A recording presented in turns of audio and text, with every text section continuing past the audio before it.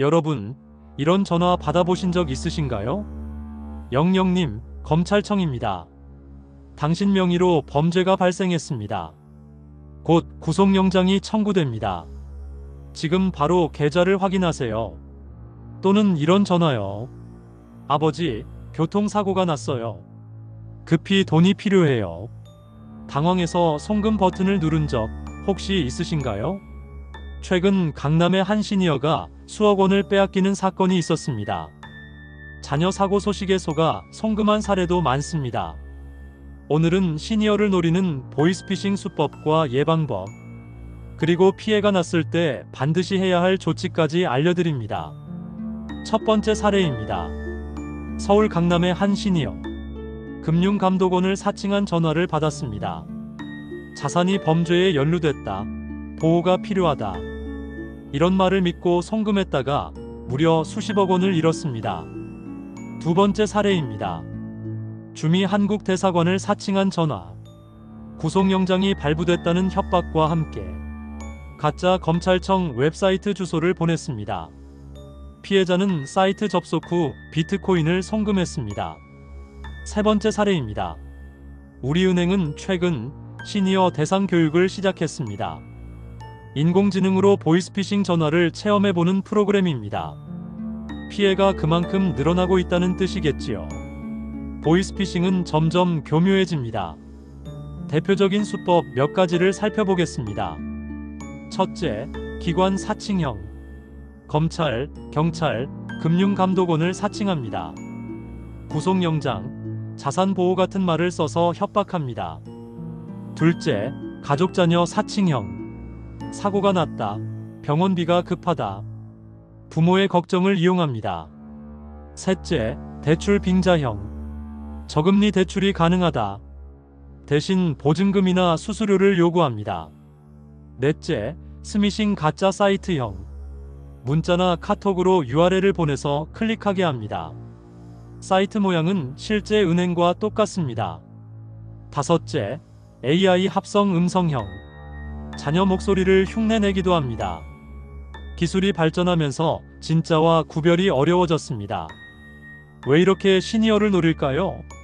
첫째, 디지털에 익숙하지 않기 때문입니다. 주소창, 링크, OTP 절차가 낯설 수 있습니다. 둘째, 금융 지식이 충분치 않을 수 있습니다. 대출 절차나 보안 절차를 잘 모르는 경우가 많습니다. 셋째, 가족에 대한 걱정 때문입니다. 자녀 사고 소식에 침착하게 대처하기 어렵습니다. 넷째, 개인정보가 이미 유출된 경우도 많습니다. 이름, 주소, 가족관계가 사기꾼에게 활용됩니다. 정부와 은행들도 대응에 나섰습니다.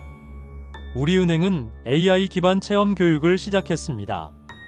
고객이 직접 사기 전화를 경험해보고 대처법을 배우는 방식입니다. 경찰청과 금융위원회는 보이스피싱 통합대응단을 운영합니다. 의심 계좌를 조기 차단하고 정보를 공유합니다. 각 지역 노인복지관에서도 교육이 늘고 있습니다. 실제 사례를 보여주고 대응 방법을 직접 연습합니다.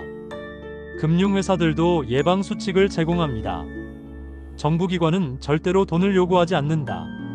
선입금을 요구하면 100% 사기다.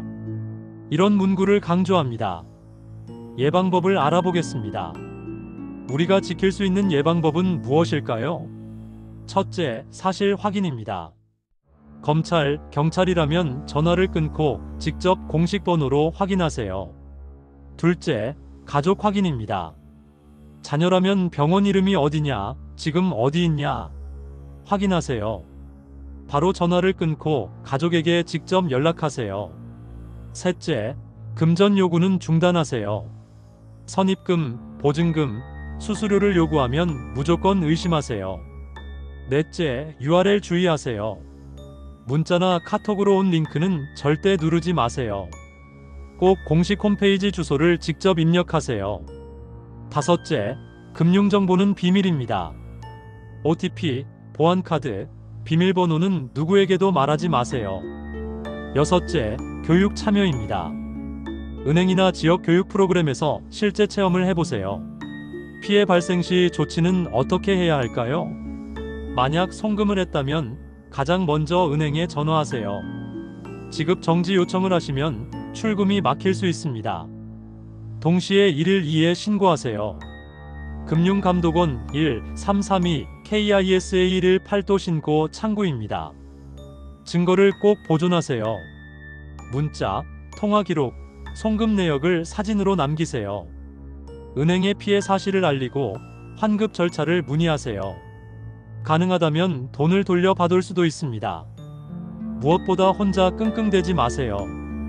가족이나 지인에게 즉시 알리세요. 노인복지관이나 상담센터에서도 도움을 받을 수 있습니다. 보이스피싱은 더 이상 남의 이야기가 아닙니다.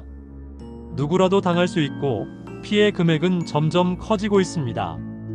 하지만 오늘 알려드린 방법만 기억해도 피해를 막을 수 있습니다. 다시 강조합니다. 의심되는 전화는 끊고 직접 확인하세요. 금전 요구는 중단하세요. 의심되면 반드시 신고하세요. 혹시 여러분도 이런 전화를 받은 적 있으신가요? 경험을 댓글로 나눠주세요. 서로의 경험이 누군가를 지킬 수 있습니다. 경찰 신고 112 금융감독원 1332 KISA 118